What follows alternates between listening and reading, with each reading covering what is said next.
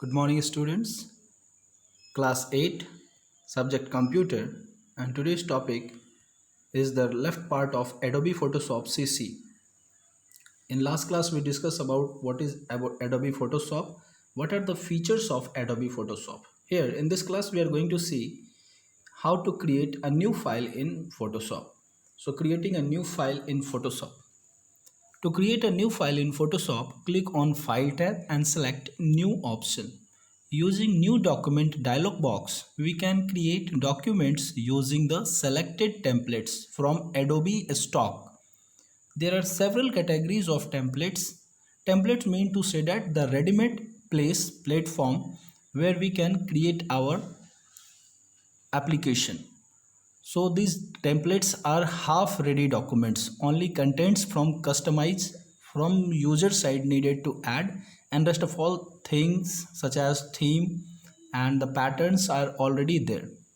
So we can create blank document using blank document preset. Using photo category, we can select any preset and easily we can change its setting also.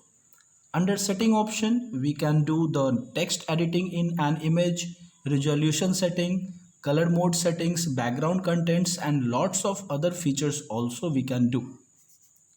Then click on the create button to create new blank Photoshop. Canvas will be created with the locked background layer in the layer panel. So these are the basic features. Using that, we can create a new file in Photoshop. So first step is click on File tab and select New option. For save, click on Save button. So next we are going to see how to insert an image. That is the most important portion, that how to insert an image. To insert any image, steps are as follows. Open new file in Photoshop CC, then click on the file menu and select place embedded option.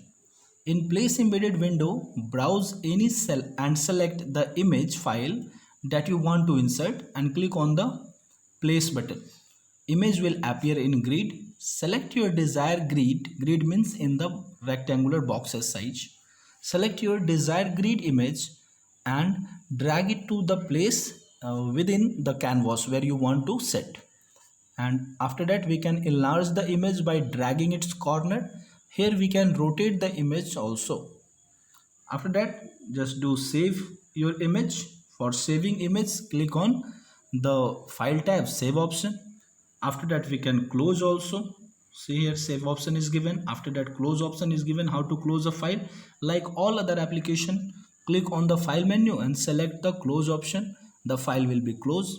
After that, opening of file. To open a file, click on file menu and select open option and select the desired file and click open. Then next one is selection tools of Photoshop. As name indicating, using selection tool we can select anything. These selection tools are used to select an image or a part of it to perform cut, copy, edit or retouching operations. Retouching means a kind of alteration or editing that we can do in pre-existing images. So following are the various selection tools in Photoshop. First one is rectangular marquee tool. It is used to select an image or a part of it in a rectangular, a square, elliptical shape or as a row or column that is 1 pixel width. Using rectangular marquee tool, we can select the picture or the part of picture in one solid figure. Next one is lasso tools. The lasso tool is very important tool for selection purpose. The lasso tool is a bunch of three very useful tools used for freehand. Just see here. Next one, lasso tool. So it is a bunch of three very useful tools used for freehand selection. First one, lasso tool.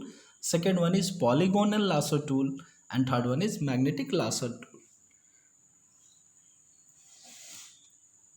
After that, how to select, that is the part of practical that you can see in practical session.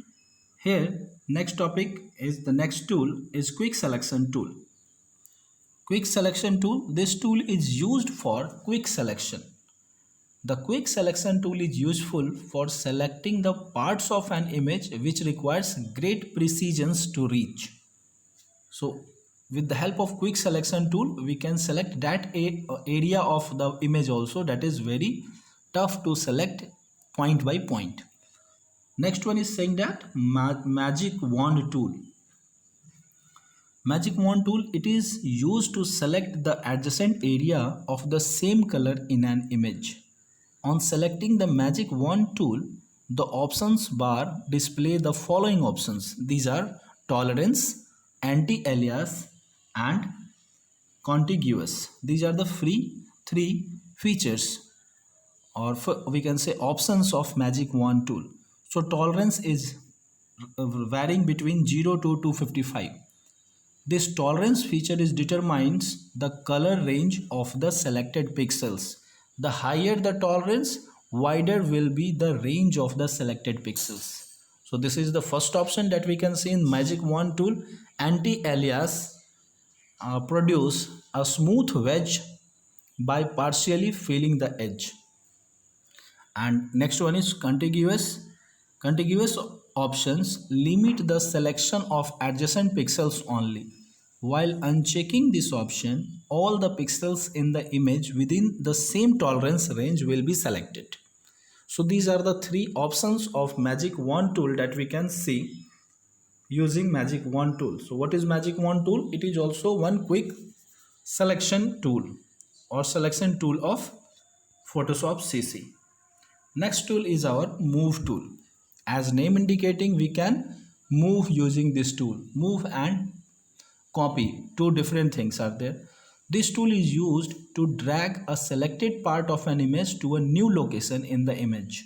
So the image will be shift from previous location to new location.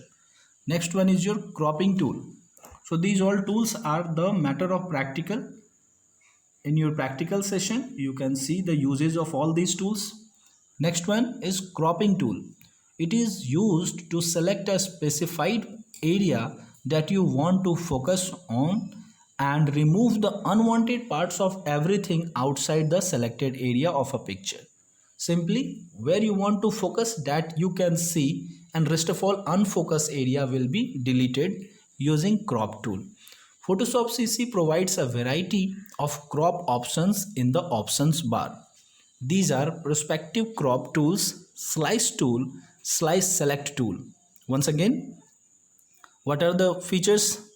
These are perspective crop tools, slice tool and slice select tool. These are the three types of cropping tool.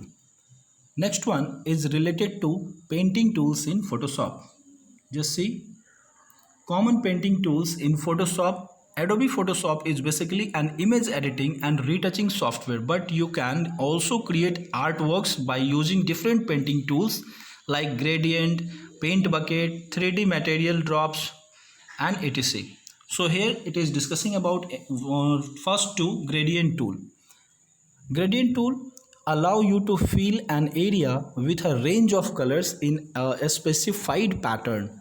It creates a blend of two or more colors. Okay, means the mixture of two and more than two colors. The gradients of colors can be filled with linear, radial, angle, reflected and diamond gradients.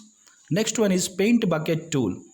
It is used to fill an image or a part of it with different base.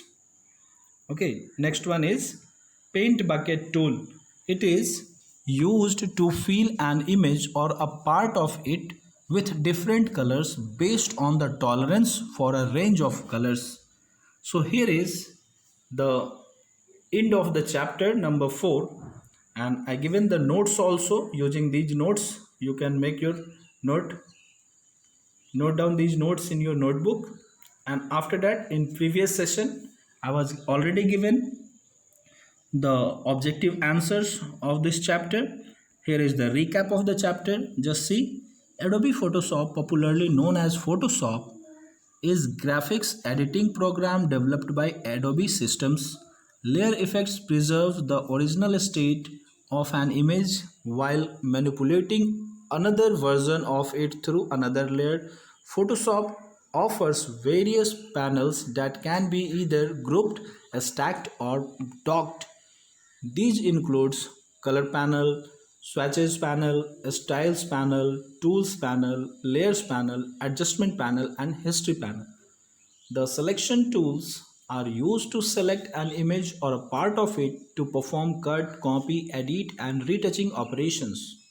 The magnetic lasso tool is especially useful for quickly selection objects with complex edges set against high contrast backgrounds.